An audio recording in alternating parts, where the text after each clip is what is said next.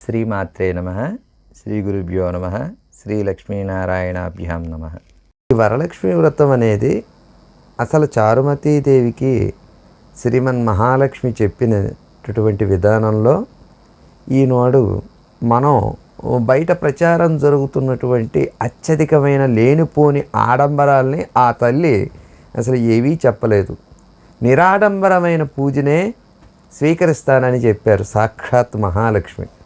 కావున సతీ మహాతల్లులారా, ఈ వ్రతాన్ని ఆ తల్లి చెప్పిన విధానంలోనే చేసుకొని, అంటే పసుపు, కుంకుమ, గాజులు, ప్రసాదాలు, తాంబూలం, నిరాడంబరమైన పూజ, ఈ పూజను చేసి ఆ తల్లి అనుగ్రహాన్ని పొందుతాం.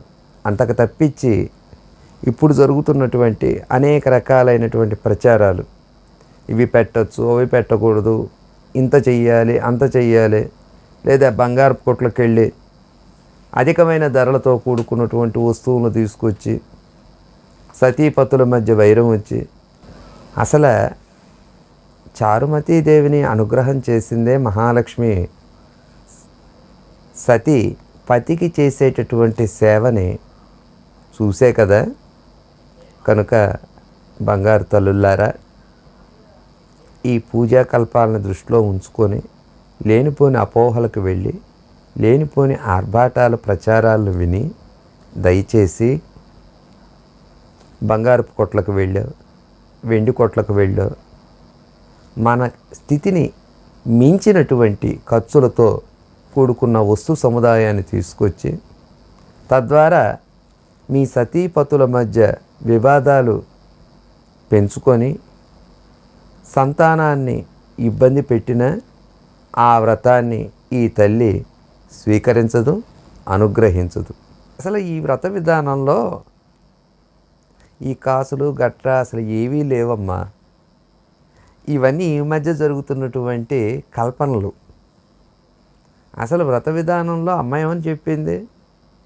బంగారపు కలశం పెట్టమని చెప్పలా, వెండి కలశం పెట్టమని అంతకన్నా చెప్పలా.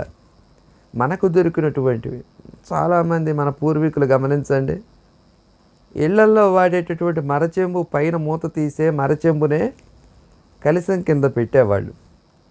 దానిలో ఏం పోసేవారమ్మా అప్పట్లో? ఇంత ఆర్భాటకంగా ప్రచారం జరిగిన ఆ రోజుల్లో చక్కగా మంచి తీర్థం పోసి దానిలో అంత పచ్చకర్పూరం, కుంకుమ, పసుపు, చందనం, యాలకులు వేసేవారు.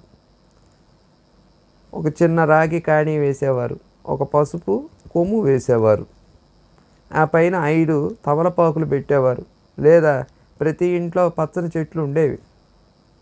ఇప్పుడు ఆ చెట్లు లేకే కదా ఈ వాతావరణ సమతుల్యత దెబ్బతినడం కూడా జరుగుతుంది.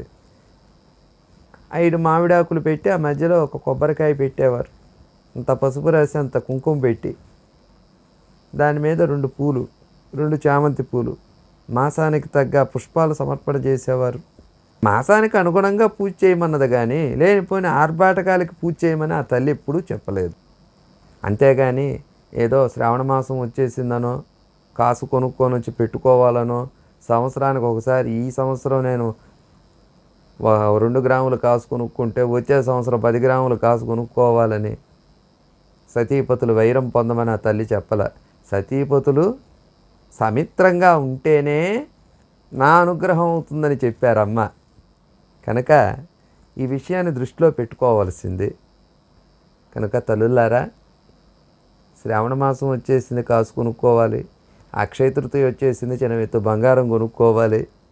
లేదా ధనత్రయోదశి వచ్చేసింది, ఈరోజు బంగారం కొనుక్కోకపోతే లక్ష్మీదేవి అనుగ్రహం అవ్వదు మనకని లేదమ్మా శాస్త్రంలో. అమ్మ అసలు స్వయంగా ఇవన్నీ చెప్పలేదు.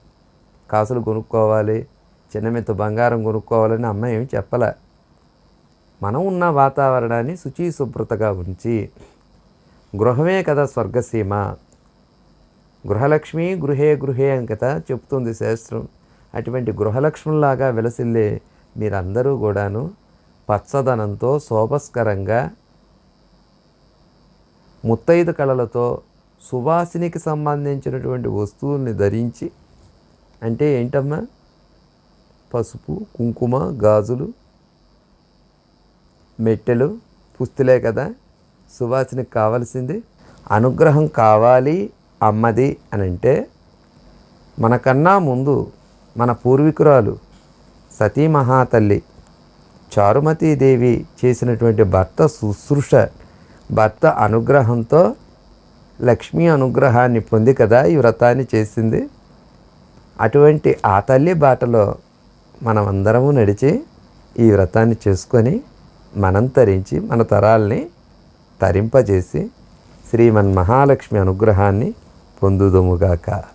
ఏతత్ శ్రీ ఉమామహేశ్వర పాదారవిందార్పణమస్తు.